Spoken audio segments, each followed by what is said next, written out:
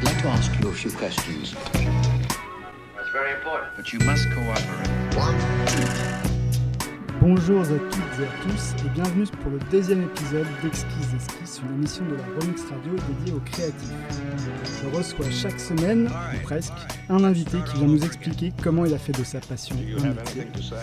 Cette émission vous est présentée par Alexandre Soubrier, réalisateur de films graphiques, un peu illustrateur et pas mal UX designer. Aujourd'hui, j'ai le grand plaisir de recevoir Virginie Blanchet, coloriste de bande dessinée et illustratrice, qui a déjà été publiée plus d'une dizaine de fois chez divers éditeurs, dont Delcourt et Soleil. Bonjour Virginie. Bonjour Alexandre. Et merci d'avoir accepté mon invitation. Tout d'abord, est-ce que tu peux parler de ton parcours et de comment ta passion pour le dessin et la couleur a débuté ? Alors, ça remonte à longtemps, ça. C'est un peu comme quand on demande à tous les gens qui sont dans la bande dessinée ou illustration d'où ça vient. Je vais vous répondre que c'était quand j'étais petite. Je dessinais toujours. J'avais mon père aussi qui peignait à la maison, des peintures à l'huile, donc ça m'a toujours pas mal inspirée. Et en fait, contrairement à la plupart des gens, surtout, j'ai continué. Donc, j'ai fait mon bac art plastique. Je suis rentrée dans une école d'art après, donc j'ai fait 3 ans à Olivier de Serres, une mise à niveau. Donc c'est l'année en général où on se fait, ouvrir le cerveau par les professeurs pour nous exposer à toutes sortes de techniques, d'artistes, de choses nouvelles au final, de réflexion aussi, méthode de réflexion. Et à l'issue de cette année-là, j'ai décidé de continuer en design textile. Alors le design textile, c'est surtout donc travail sur le textile, la matière, des choses comme ça, la couleur, ça c'est très important, j'y reviendrai après, les motifs. Et quand j'étais à ce moment-là à Olivier de Serres, surtout on avait très peu d'ordinateurs dans notre section. Et du coup, on travaillait énormément avec des pigments, des matières. Donc, on avait vraiment les mains dans la patouille. Il n'y avait pas d'autre... D'accord. Et le fait de faire une carrière artistique, c'était une évidence pour toi. Il n'y avait pas d'autre alternative. Tu n'as même pas réfléchi à autre chose. J'ai eu plein d'idées quand j'étais adolescente. Je voulais être vétérinaire, kinésithérapeute. Et puis, en fait, c'est passé. Et le dessin, ça a continué. Et il se trouve que... une histoire assez amusante, c'est qu'on était plusieurs en classe de terminale à vouloir aller à Olivier de Serres. Et j'ai suivi en fait des amis qui étaient allés aux portes ouvertes là-bas.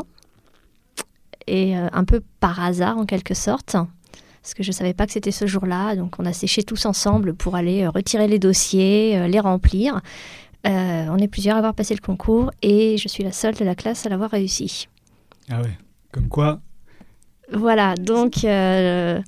C'était une vocation pour les autres, pas vraiment pour toi, et c'est toi qui es rentré dedans. En fait, j'aimais tout ce qui était illustration, dessin, mais j'avais l'impression que si j'étais réaliste, je ne pourrais pas le faire. Et en fait, j'ai réussi. D'accord. Donc au final, il ne faut pas être réaliste des fois. Il faut juste faire les choses et voir comment ça se passe.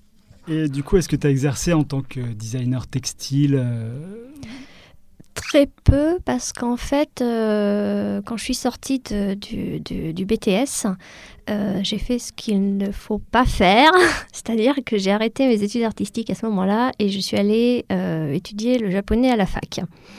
La plupart des gens qui continuent dans le design textile continuent aux arts déco ou dans des écoles de mode, parce que souvent ça mène en fait à beaucoup de gens autour de moi sont devenus des designers plutôt dans la mode ou l'accessoire.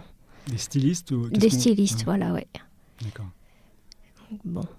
Et du coup, t'as fait du japonais, pourquoi ? Enfin, qu'est-ce qui t'a amené au japonais ? Parce que ça me passionnait depuis que j'étais petite. En fait, j'ai 2 choses dans la vie qui m'ont toujours tenue depuis que je suis petite. C'était le dessin, ou en tout cas dessiner, et le Japon. Alors, j'avoue, il y a une influence des dessins animés que je regardais quand j'étais petite. J'ai découvert aussi beaucoup de littérature japonaise traduite en français quand j'étais au lycée. Donc j'ai toujours beaucoup lu de choses sur ce pays et sur l'Asie.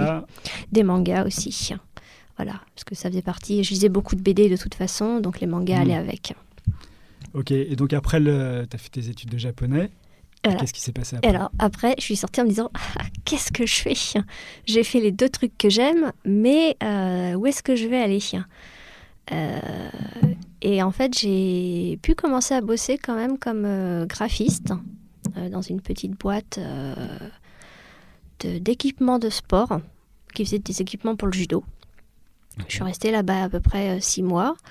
Et ensuite, je me suis rendu compte que c'était pas ce qui me convenait. Et je suis partie et je me suis lancée en freelance en tant que coloriste de bande dessinée.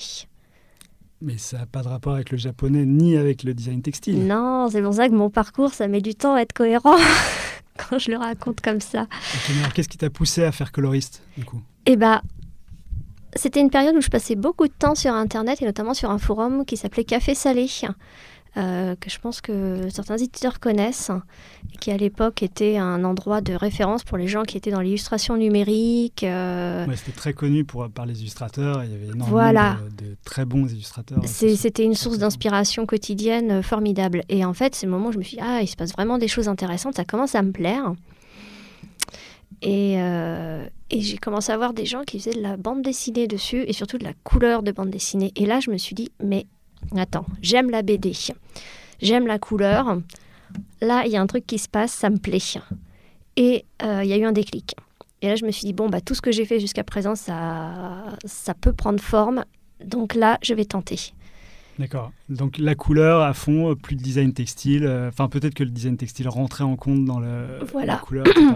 Oui, en fait, il faut voir que la formation finalement que j'ai eue à Olivier de Serres, il y a beaucoup de gens après qui ont fait énormément d'autres choses après. Je considère que c'était finalement une des sections les plus générales, alors que c'était un BTS avec pourtant un diplôme à la fin, mais qui donnait des excellentes bases en dessin, en couleur, en composition. Donc, en design textile. En motif, on va dire plutôt, d'accord. parce que c'est ça aussi. Et après, j'ai eu accès aussi à des techniques d'impression, donc sérigraphie, tout ça. Donc, plein de choses où les bases sont posées finalement, et c'est des choses qu'on va continuer à développer après. Et dans mon cas, c'est l'axe couleur qui s'est rejoint à un moment avec la bande dessinée et cette rencontre de cette profession que je pensais inaccessible en fait. Et c'était facile de rentrer dans cette profession du coup, parce que tu te dis j'ai envie d'être coloriste, mais à un moment donné il faut quand même agir pour trouver des gens qui vont t'appeler en tant que coloriste. Exactement. Alors non, c'était pas facile. Ce que j'ai fait, c'est que j'ai commencé donc dans une des sections de Café Salé qui s'appelait l'Arena. Les gens postaient des dessins ou des planches BD en noir et blanc et proposaient à tous ceux qui voulaient de s'exercer dessus. Donc on téléchargeait les formats Photoshop en haute résolution, on faisait notre petite tambouille et on postait ça sur le thread du forum. Et comme ça, on avait les retours de tout le monde et on pouvait comparer. Donc c'était très intéressant de voir que sur une même planche ou un même dessin, il n'y avait pas une seule personne qui faisait la même chose. Ouais. Déjà, ça c'était vraiment... Ça existe encore d'ailleurs, ça fait longtemps que je ne suis pas passée, mais Café Salé existe encore. L'Arena, je pense aussi, mais j'avoue, ça fait longtemps que j'y suis plus repassée. D'accord, et du coup, tu as proposé ta vision des couleurs, et c'est là que quelqu'un t'a appelé ou Alors, j'ai travaillé, parce qu'en fait, surtout, comme je vous disais, quand je suis sortie de Olivier de Serres, je ne savais quasiment pas me servir d'ordinateur. J'avais vaguement une initiation à Photoshop 5.5, vraiment... Alors juste pour préciser, c'était en quelle année ? 2002. Ah oui. Oui. Donc les ordinateurs, c'était pour la section communication visuelle. D'accord. Nous, on avait des métiers à tisser, c'est pas pareil.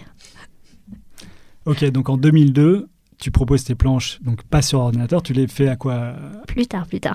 Non, oui, juste pas sur l'ordinateur. Et du coup, tu les fais à quoi ? À l'aquarelle, à la gouache, et des choses comme ça ou... Non, pour reprendre la chronologie, quand je suis sortie du BTS, j'ai fait quand même la fac de japonais après. Donc, d'accord.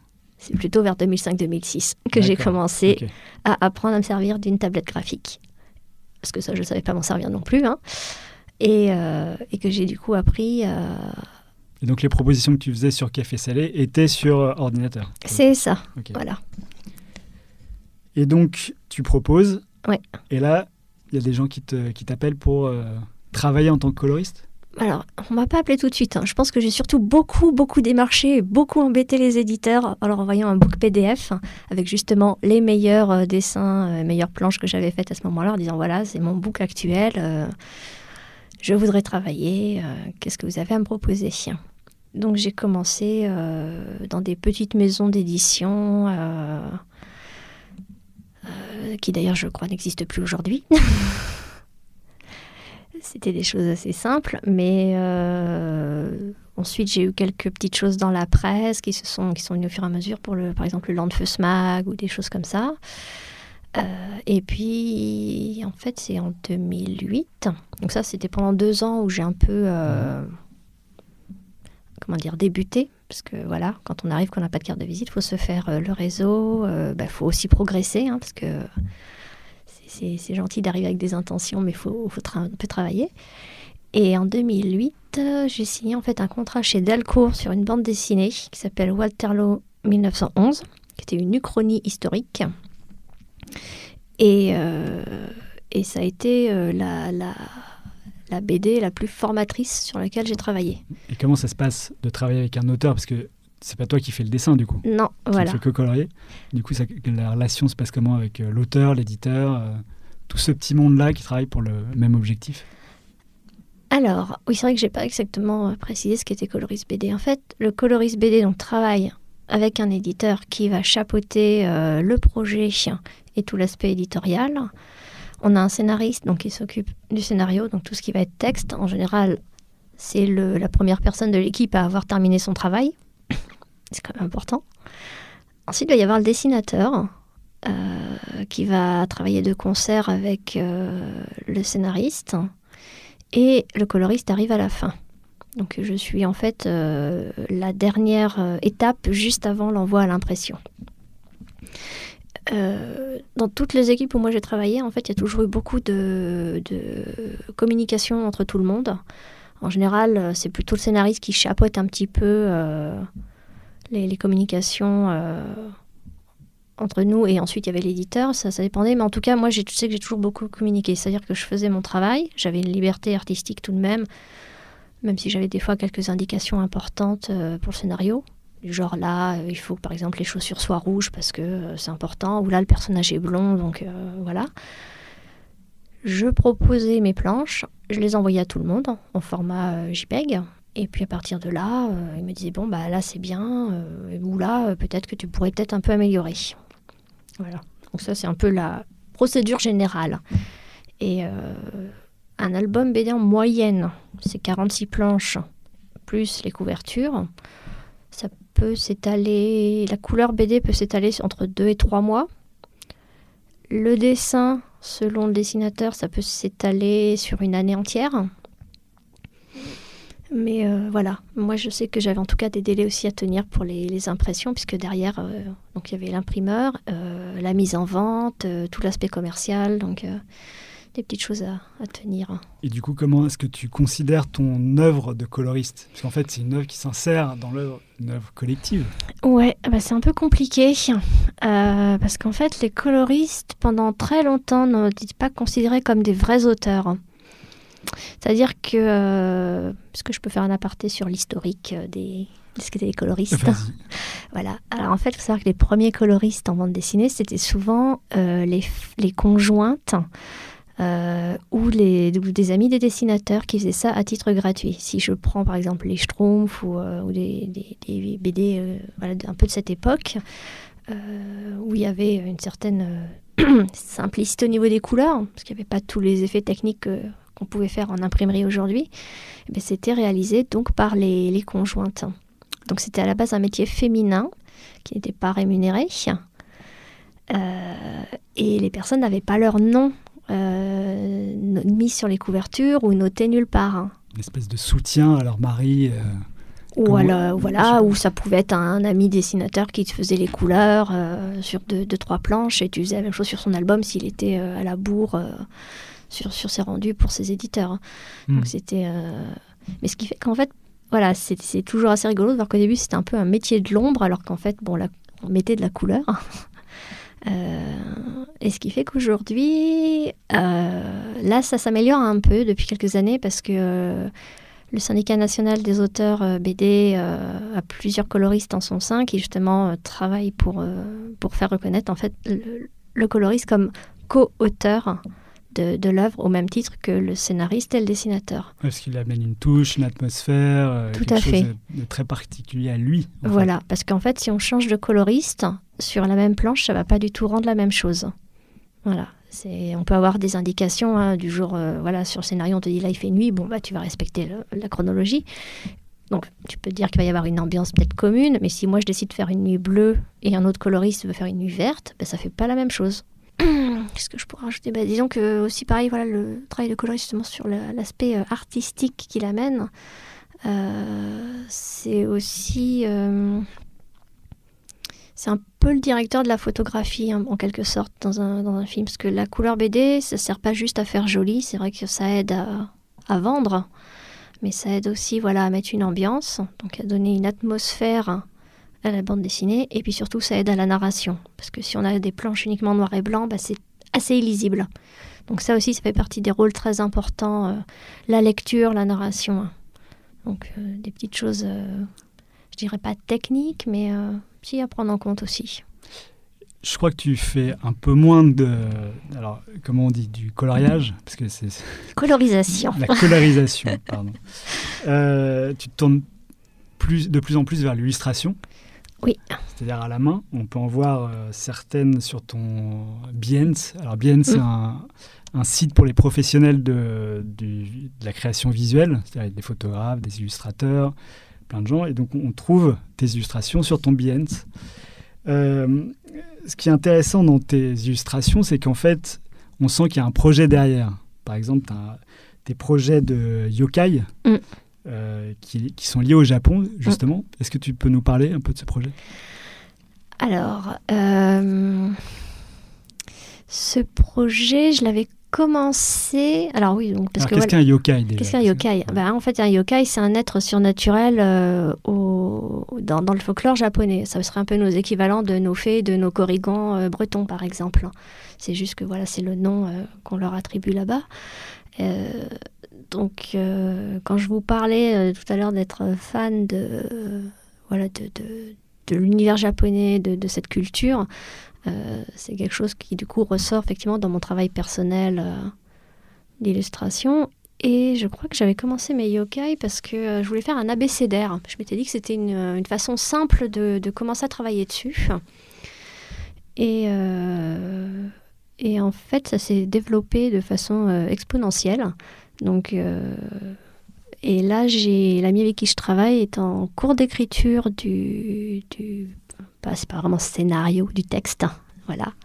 D'accord, donc il y a un projet d'édition de ces yokai ? Oui, qui est en cours.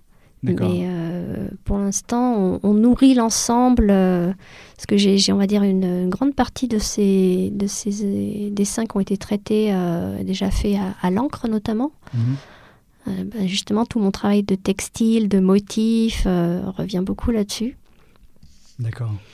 Là, je vois pas mal de yokai en noir et blanc, justement, donc à l'encre, j'imagine. Et puis d'autres qui sont à l'aquarelle. Oui. Est-ce que ce projet d'édition mêlera les deux ensemble, ou est-ce qu'il y a un projet juste couleur, un projet juste noir et blanc ? Ou alors les deux sont liés Pour l'instant, j'ai pas encore complètement décidé la forme que ça pourra avoir, parce que finalement, noir et blanc, aujourd'hui, avec quelques mois de recul, je vois des défauts que j'aurais envie de corriger. Donc on va dire qu'en fait, c'est du chara-design avancé. On va dire que j'ai mes personnages. C'est surtout des personnages où il y a quand même un environnement. Il va y avoir un environnement, c'est pour ça. Parce que j'ai eu l'occasion de voyager 2 fois au Japon et de faire notamment des photos de repérage et de lieux pour les décors qui m'intéressent. Et j'ai commencé à travailler aussi avec ça. Après, j'ai pas forcément tout mis sur Internet, donc c'est peut-être pour ça que tu n'as pas tout vu. Je sais pas si j'ai tout vu. J'ai vu ce que j'ai vu. Voilà. Il y en a encore beaucoup qui vont sortir, du coup ? Oui. Et alors là, j'ai sous les yeux un tanuki, une princesse poisson. Est-ce que tu peux nous en parler ? Un peu des dessins en particulier, comment tu les construis, Alors, on va commencer avec le tanuki, donc qui est lui dans la série des yokai vraiment noir et blanc, donc personnage tout seul sur son fond blanc, on est vraiment dans le concept du chara-design. Alors chara-design, c'est du caractère design, du dessin de personnage. C'est ça. Français. pour Voilà. préciser. Et le tanuki, c'est une des figures les plus communes là-bas. C'est effectivement un yokai, on va dire, existant déjà, que j'ai pas inventé. Tu te bases sur l'histoire mythique sur l'histoire japonaise. mythique, en fait, ça correspond, c'est un animal, c'est le chien vivrain. C'est une espèce de blaireau local à qui la mythologie japonaise attribue la capacité de se transformer. Je ne sais pas si certains ont déjà vu le film Pompoko du studio Ghibli. On est complètement dans cette optique-là. Hein. Donc c'est des tanuki dans le film. Voilà, c'est des grosses petits, des gros petites boules de fourrure qui peuvent se transformer, qui aiment bien vivre, qui ont toujours une bouteille de saké à la main quand on les représente, les petites statues traditionnelles qui sont un petit peu moches, mais bon, chut. Avec l'anecdote des grosses coucougnettes qui peuvent se transformer. Très bien. C'est très important. Ouais. Il y a des très belles estampes de... Et en quoi elles se transforment Elles peuvent devenir des nappes à pique-nique.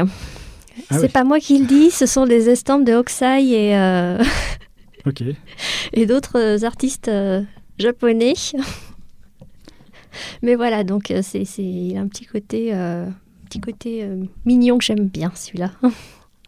Et alors la princesse poisson, et là il y a je les ai sous les yeux, mais je vous invite à aller voir sur le site, enfin l'Instagram plutôt que sur le site, je crois d'ailleurs.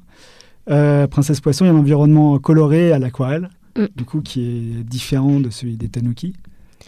Oui. Alors celle-là, c'était une commande pour un ami qui voulait offrir ça à ses enfants. Et c'est un yokai aussi, alors, la princesse poisson. C'est pas vraiment un yokai, c'est plus... effectivement, ils ont un mythe comme ça de princesse qui vit sous l'eau dans un grand palais. Donc, on va dire que je m'en suis inspirée. Après, je colle pas forcément toujours au sujet exactement. Du coup, c'est une princesse avec un poisson ou c'est une princesse qui se transforme en poisson? L'origine de la mythologie sur ce dessin, s'il y en a une? Je pense qu'on pousse un peu loin là. Je pense que j'avais juste en fait envie de dessiner une jolie princesse sous l'eau sans que ce soit une sirène, parce que c'était ce qui était demandé pour la petite fille à qui était destiné le dessin.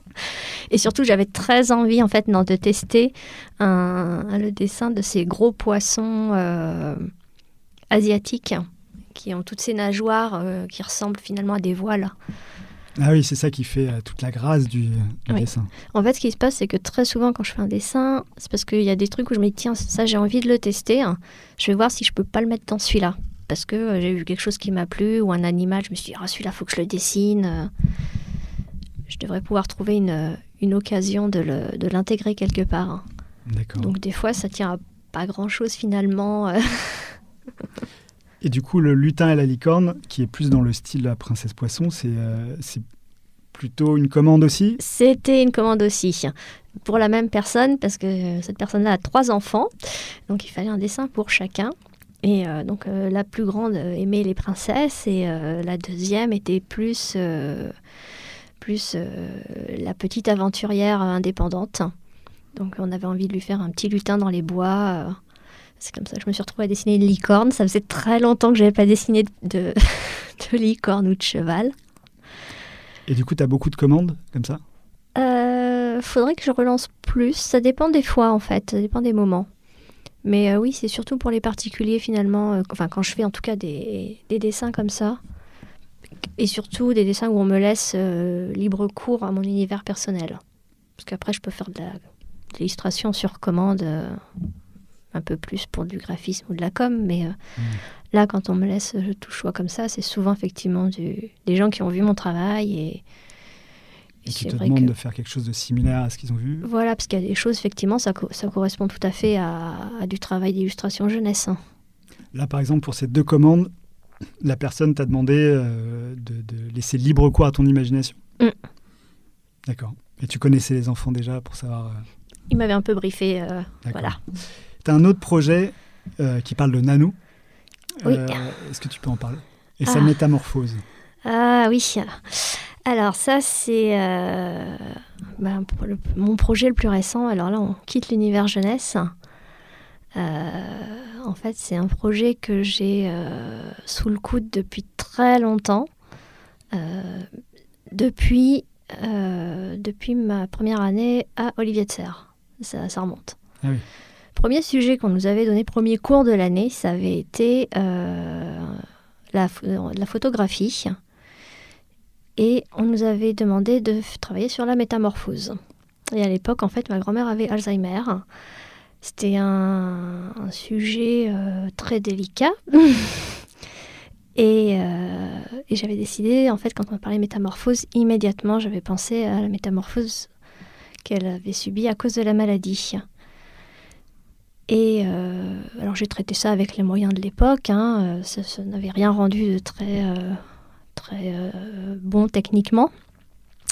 C'était quoi les moyens de l'époque? Tu veux dire le papier, crayon? Non, c'était vraiment photo. Donc, c'était avec mon petit appareil. Et puis, mes connaissances absolument zéro, parce que ça faisait un mois qu'on était à l'école, quoi. Donc, mais bon, la présentation avait touché du monde. J'avais terminé la présentation moi-même en larmes. Et puis, j'avais rangé ça. En me disant, plus jamais je fais un sujet aussi personnel, c'est trop difficile. C'était pas une bonne idée. Et puis, je me suis dit, bon, j'y reviendrai peut-être un jour. Et puis, dans les cartons à dessin, je fais régulièrement du tri, je regarde régulièrement des choses, je vide, comme tout le monde. Et ça, j'avais gardé. Je me suis dit, bon, on verra. Et en fait, j'y suis revenue cette année, parce que j'ai enfin pris le temps de me poser. Et ce qui était à la base de la photo, je l'ai retravaillé aujourd'hui en dessin, en linogravure. J'ai remélangé de la photo aussi. Et l'ensemble, ça fait un projet...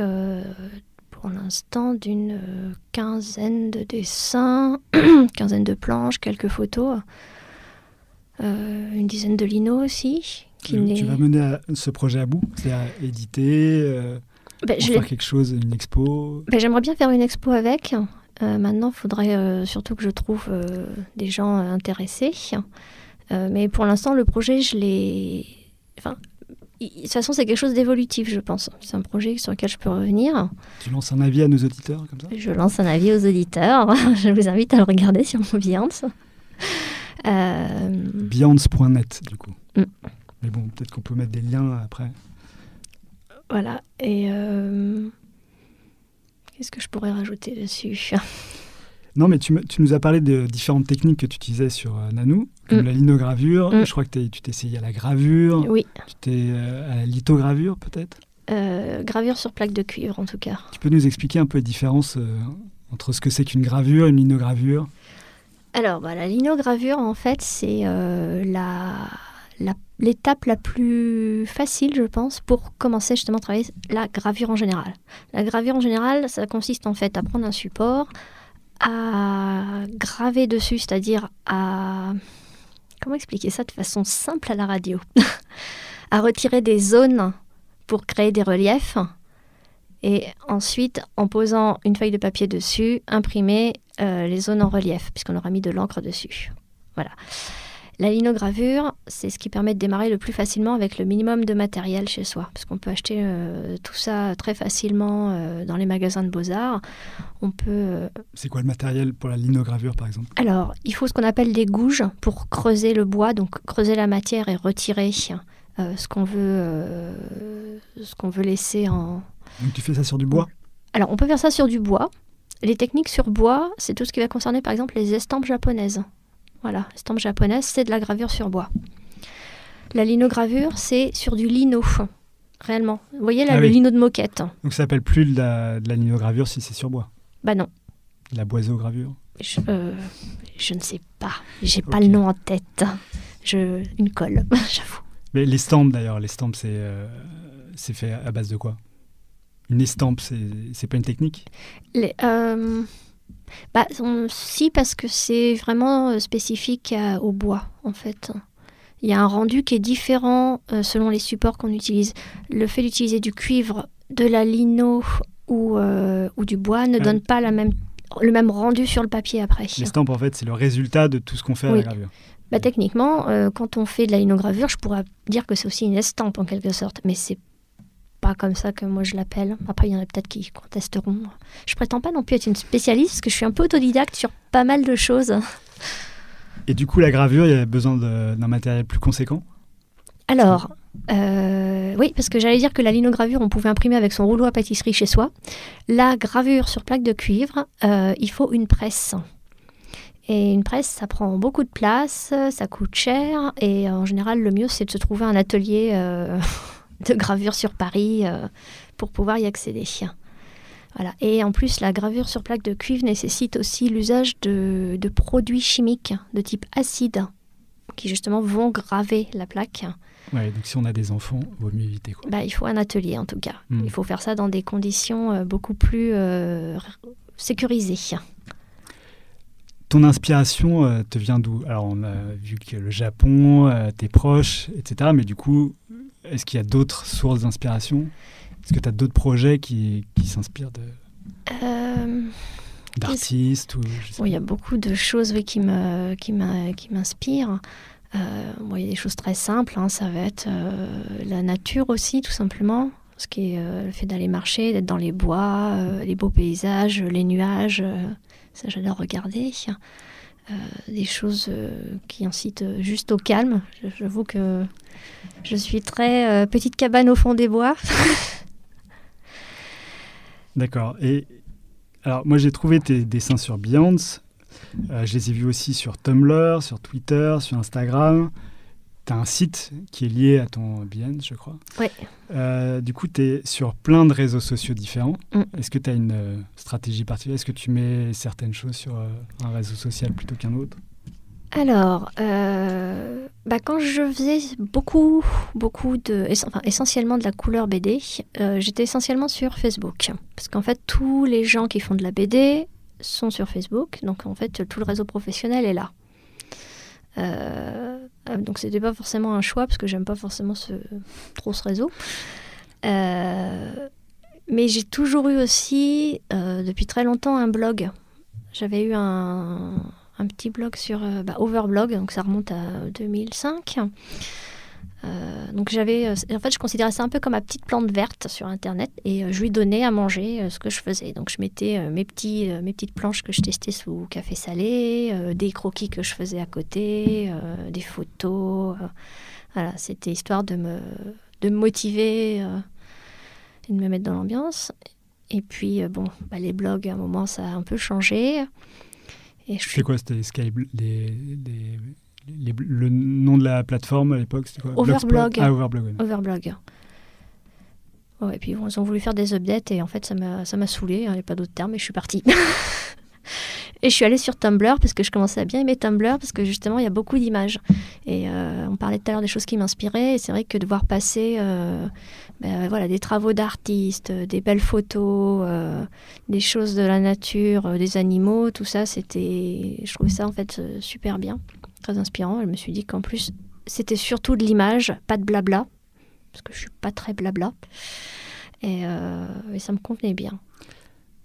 Sur Twitter, tu postes pas mal de choses, et puis tu as quand même des posts à caractère plus militant. Tu peux nous en parler ? Oui, parce qu'en fait, c'est vrai que Twitter, finalement, je m'en sers pas beaucoup pour mon travail en tant que tel. Mais c'est vrai que je partage en fait beaucoup d'articles que j'ai lus et sur des sujets qui me touchent. Donc ça va être des sujets d'actualité. Donc ça va être des sujets sur l'environnement, le droit des femmes, les droits des animaux, des choses comme ça. Puis tout simplement aussi des posts sur des travails d'artistes, des choses au niveau sociologie, que ce soit sur la France ou le Japon.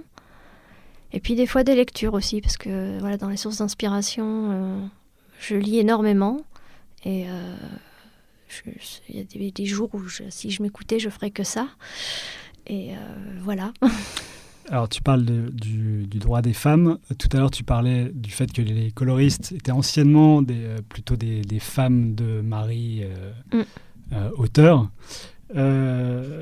Toi, tu te situes où par rapport à tout ça ? Enfin, puisque tu en parles quand même pas mal sur Twitter, justement. Il y a eu l'année dernière au Festival d'Angoulême quand même une pétition pour demander à ce qu'il y ait plus de femmes qui soient visibles sur le... Enfin, je sais pas comment on dit, sur la shortlist du Festival d'Angoulême. Tu as une position particulière ? Parce que j'avais vu pas mal de posts sur le sujet. Voilà, après, comme j'ai pris pas mal de licences avec le monde de la BD, je ne me suis pas forcément engagée dans les collectifs, mais en tout cas, je soutiens totalement leur action. Donc, il y a des collectifs d'auteurs femmes, que ce soit scénaristes, dessinatrices, illustratrices ou coloristes, donc ils se sont engagés justement pour dire attention, on est visible, ou raconter justement leurs histoires et dire c'est pas juste isolé, ce qui est par exemple cette anecdote qui m'est arrivée. Donc j'essaye effectivement de continuer à partager tout ça. Après, ça va être effectivement parce que j'ai aussi eu mon lot d'histoires comme tout le monde. Après, c'est surtout de continuer à faire son truc sans trop se poser de questions par rapport à ça. C'est vrai que des fois, j'ai eu droit à certains comportements où on me faisait comprendre que j'étais la petite jeune de l'équipe. Je suis pas forcément si jeune que ça et c'est pas obligé d'être aussi paternaliste, mais au final, non, moi j'ai surtout fait mes trucs en fait finalement sans me laisser trop perturber. Alors je sais pas si c'est la meilleure des solutions ou pas, mais... Du coup, la question, est-ce que tu es une auteure ou est-ce que tu es une autrice ? Mais j'en sais rien. Déjà, je suis coloriste, j'ai eu du mal à me positionner comme auteur, alors... Alors je pose la question juste parce que je l'ai posée à quelqu'un d'autre qui n'en savait rien non plus. Moi j'avais lu que auteur c'était un néologisme qui venait du Canada, alors qu'autrice c'était l'étymologie militante pour dire voilà, on est... le mot autrice en réalité existe de toute façon. Après c'est comme quand je dis que je fais de l'illustration, je dis pas que je suis illustrateur, je dis que je suis illustratrice. Donc en théorie je devrais dire que je suis autrice. Plus facile pour illustratrice. Voilà. Donc en théorie, je devrais répondre ça. Mais après, j'ai du mal à me considérer moi-même comme auteur, parce que finalement, j'ai surtout l'impression de dessiner beaucoup de choses personnelles, sans qu'il y ait de mots derrière d'ailleurs. Parce que je travaille avec d'autres personnes finalement. Par exemple, mes yokai, je ne suis pas toute seule là-dessus. Donc, mais on va dire autrice, parce que voilà, il faut assumer. Est-ce que tu as une discipline ou des rituels au quotidien pour arriver à faire sortir tes dessins ? La question de la discipline. Fut un temps, j'étais plus disciplinée. Qui est liée à l'inspiration, d'ailleurs. Est-ce que... Ouais. C'est vrai que, par exemple, quand j'avais des projets BD, je parle dans ce contexte-là, souvent je recevais... Alors, quand tout se passait bien, je recevais plusieurs planches d'avance. Donc, je savais que, par exemple, j'allais pouvoir m'occuper, une planche allait me prendre une journée, donc j'avais du travail, par exemple, 10 planches pour 2 semaines. Là, c'était facile. On va dire que je me levais, j'allumais l'ordinateur, je faisais le café et je commençais à bosser. Parce que j'avais une vue assez organisée. Il faut voir que les plannings dans l'édition, quand tout se passe bien, c'était un planning quasiment établi sur 1 an. Donc, on n'a pas le stress finalement du freelance à se poser la question d'un mois à l'autre de ce qu'on fait, parce que on est censé enchaîner les planches de BD. Après, ça, c'est la théorie. Donc là, c'était facile, voilà. Puis l'objectif était simple, je commençais le matin, j'avais une planche noir et blanc, je terminais le soir, j'avais une planche couleur. Et aujourd'hui, c'est plus difficile ? Aujourd'hui, c'est plus difficile parce que déjà, je fais un peu moins de BD, que je bosse sur des projets perso, et puis que du coup, j'ai entamé des... Je sais pas si on peut appeler ça vraiment une reconversion, des ouvertures plutôt, on va dire. Ce que tu appelles les ouvertures, c'est des nouveaux projets d'illustration ? Des nouveaux métiers. Parce que là, j'ai commencé à donner des formations à des étudiants, mais c'est au cas par cas, de façon totalement aléatoire. Et donc, c'est des formations où, pour l'instant, moi-même, il faut aussi que je me mette toujours à niveau. Donc là, il y a beaucoup, par exemple, plus de travail de prospection aussi. Pour tout ce genre de choses. Je n'ai pas mon planning sur 1 an maintenant. Et tu vas au Salon du Livre, de la presse jeunesse, parce qu'en fait, à Montreuil, il se tient tous les ans en décembre un salon dédié à l'illustration jeunesse. Oui, absolument passionnant d'ailleurs. Je recommande à tout le monde d'aller faire un tour. Mais bon, gare au porte-monnaie, c'est difficile de repartir sans rien. Est-ce que tu es confronté à la page blanche ? Ça m'arrive. Et puis il y a des fois, les dessins sortent... les dessins sortent pas du tout comme je veux. Et comment tu fais alors pour gérer ce stress de la page blanche? Là, l'exemple le plus concret que j'ai, c'est la carte de vœux que j'ai fait pour cette année, que tu n'as pas sous les yeux. Non. Voilà, donc en fait, tous les ans, je fais une petite carte de vœux en basant sur l'animal chinois, qui va être celui de l'année qui arrive. Donc, cette année, c'est l'année du chien. Ah, donc l'inspiration est déjà là. Tu sais que tu vas faire un animal... Je savais que je voulais partir sur le chien, mais je m'étais imaginé que j'allais faire quelque chose de super avec un corgi, un Shiba Inu, puis je voulais faire un chat. Explique-nous ce que c'est qu'un corgi avec un Shiba Inu. Corgi. Et corgi, c'est petit boudin sur pattes, très mignon, grandes oreilles. Un chien japonais? Bon, il y a Internet pour ça. Ok. Le Shiba Inu est un chien japonais. C'est voilà, les chiens qui ont toujours l'air de sourire avec... Ils ont la couleur d'une biscotte, ils sont tout jolis. C'est des chiens qui existent ou c'est des chiens? Non, c'est des chiens qui existent. J'ai jamais vu un chien qui rigolait, mais ok. Voilà, bon, il va falloir vérifier ça sur Internet. J'invite tout le monde à aller voir ça sur Google. Et alors, du coup, comment est-ce que tu sais qu'une œuvre est achevée? Parce que tu peux recommencer 10 fois le même dessin, si ça se trouve, et puis jamais te dire je suis content de mon travail. À un moment, j'ai appris à lâcher, mais ça m'arrive souvent effectivement de me dire que ça me plaît pas, ou alors de me dire bon, là ça va, et puis en fait, 2 heures après, je me dis c'est pas possible. Et du coup, tu le recommences? Ça m'est arrivé des fois, mais des fois, je me dis bon, tant pis, je passe sur autre chose. Je vais reprendre la même idée ou le truc que je voulais dessiner que j'ai pas réussi. Par exemple, les poissons. Hein, je voulais faire des beaux poissons. Asiatiques ou poissons combattants, j'y suis pas arrivée. Bon, je vais essayer de les mettre sur un autre dessin. Je peux essayer ça aussi. D'accord. Mais c'est dur de laisser... Et du coup, sur le dessin en cours, tu fais autre chose? Il y a un truc aussi que j'ai appris. Parce que quand je travaille en numérique, sur une planche BD par exemple, au début, ça ressemble à rien. Et on se dit, ça va pas aller, et en fait, il faut persister. Quand je travaille sur mes dessins, que d'ailleurs je travaille toujours en traditionnel, parce que j'aime pas travailler en numérique sur mes dessins, il y a un petit truc supplémentaire, c'est-à-dire que je peux pas aller plus vite que la peinture qui sèche. Donc là, c'est pareil, j'ai un rythme qui m'est imposé, qui est pas le mien. Parce que tu as temps de séchage, tu mets plusieurs couches. Voilà. D'aquarelle ou de gouache ou de... C'est ça. Ou de peinture. Okay. Et j'ai perdu mon fil. Moi, peut-être que tu t'en souviendras un peu plus tard, mais ça m'a fait penser à un documentaire sur Miyazaki, où on voit Miyazaki, qui est le grand maître de l'animation japonaise, où on voit Miyazaki s'efforcer sur un dessin pendant des heures et des heures et des heures, et puis à la fin, il lâche l'affaire, et il donne à son assistant, et il lui dit « bon, j'y arrive pas ». Ça, c'est quand même... sympa de voir que même le plus grand maître de l'animation, il arrive à trouver qu'il n'y arrive pas, quoi. Ouais, mais c'est... Du coup, sur ce problème de se dire « j'y arrive pas », en fait, il faut être patient. En fait, parce que ça m'arrive souvent de me dire « ce dessin, je vais nulle part, c'est nul, c'est trop pourri ».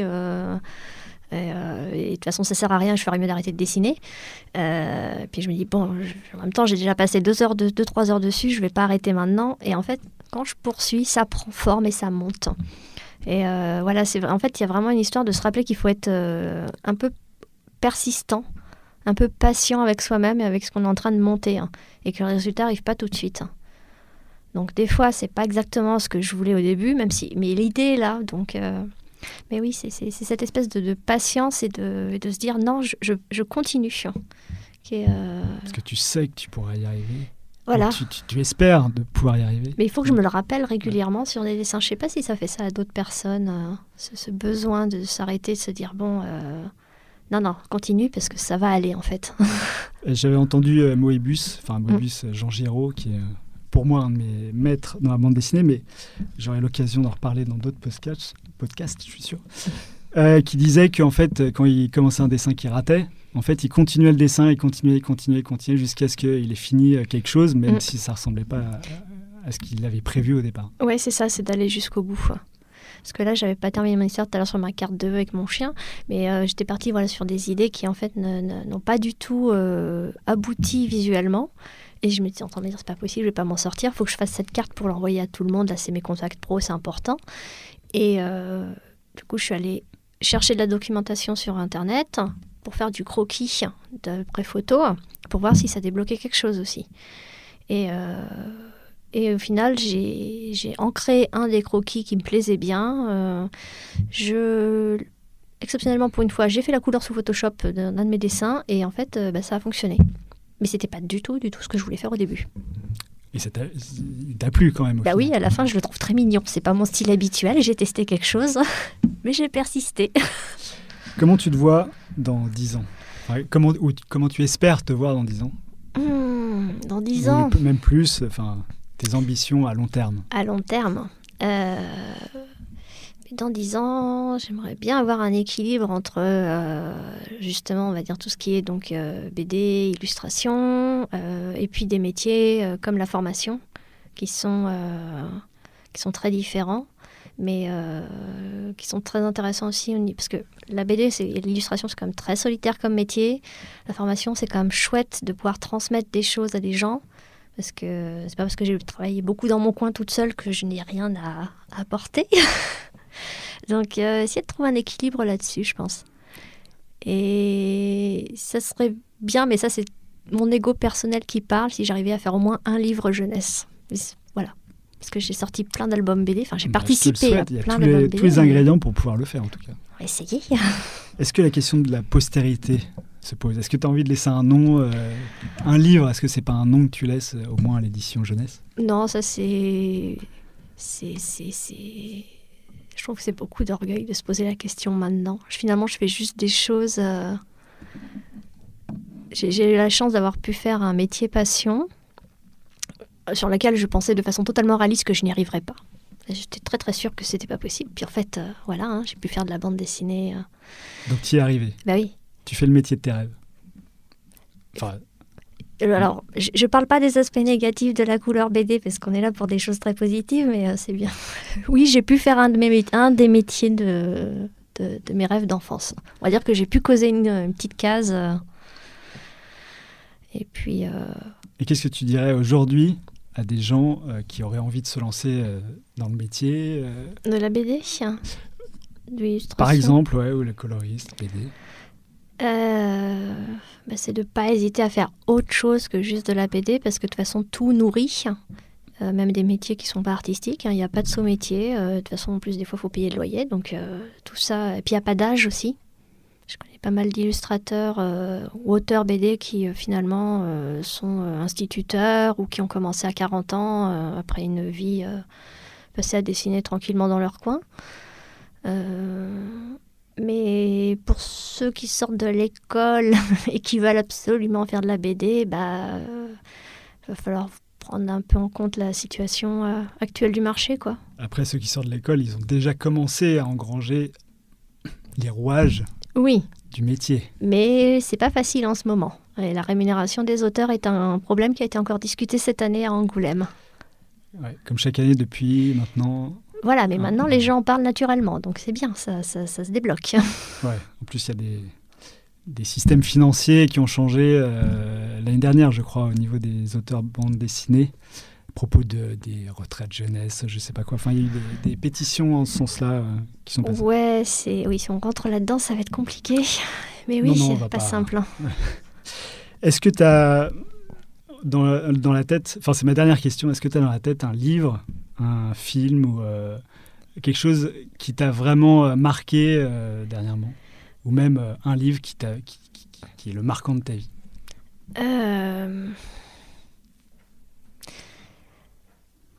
C'est pas tant un livre, mais là pour le coup je vais répondre par un auteur en fait qui m'a marqué depuis que je suis adolescente. C'est un auteur japonais, donc là-dessus voilà, j'assume totalement. Qui a fait des séries à succès qui ont été traduites en français. C'est Togashi Yoshihiro. Donc, les gens ne vont peut-être pas connaître. Il est l'auteur de séries qui s'appellent Yu Hakusho et Hunter x Hunter. C'est des grands succès au Japon. Le dernier, c'est quoi? Hunter x Hunter? Ouais. Et en fait, c'est un auteur qui m'a toujours marqué parce qu'il a, au niveau du dessin, au niveau du trait, une capacité à passer de quelque chose de très mignon, très manga justement, à du croquis totalement lâché ou à des choses hyper réalistes. Une liberté de trait dans l'ancrage. Et en fait, il est capable de faire des aquarelles qui sont sublimes. Donc pour moi, c'est un artiste qui m'a toujours inspirée parce que j'ai jamais considéré que j'avais un style totalement défini. Est-ce que tu as envie de t'en rapprocher, toi, d'un style défini d'ailleurs ? Je sais pas, non, parce que finalement, ce que je fais pour la jeunesse, c'est très différent de ce que je vais faire en croquis dans la rue ou de ce que je vais faire pour le projet Nanou, par exemple. Et c'est quelqu'un avec qui, finalement, je me suis dit, tant pis, j'ai pas un style, mais je vais dessiner, quoi. Et en fait, pour moi, c'est un dessinateur. Et c'est une des personnes qui m'a le plus influencée là-dessus. Et c'est un dessinateur avec un style particulier. Quand même. En fait, ça finit par être cohérent. C'est ça qui est incroyable. Okay. Virginie, merci beaucoup d'être venue aujourd'hui. Je te souhaite de sortir un livre très vite. Merci Alexandre. Et je dis à mes auditeurs à très bientôt. Look in my eyes. You know me. You know me. Voilà, c'est fini pour aujourd'hui. Si vous êtes arrivé jusque-là, c'est que l'épisode vous a sans doute plu. Alors n'hésitez pas à le partager, en parler, le commenter ou m'envoyer un mail sur alex@moonpalace.fr, ce qui m'aidera à poursuivre ces entretiens. Merci et à dans 2 semaines pour un nouvel épisode. Ciao. You don't understand. I absolutely refuse.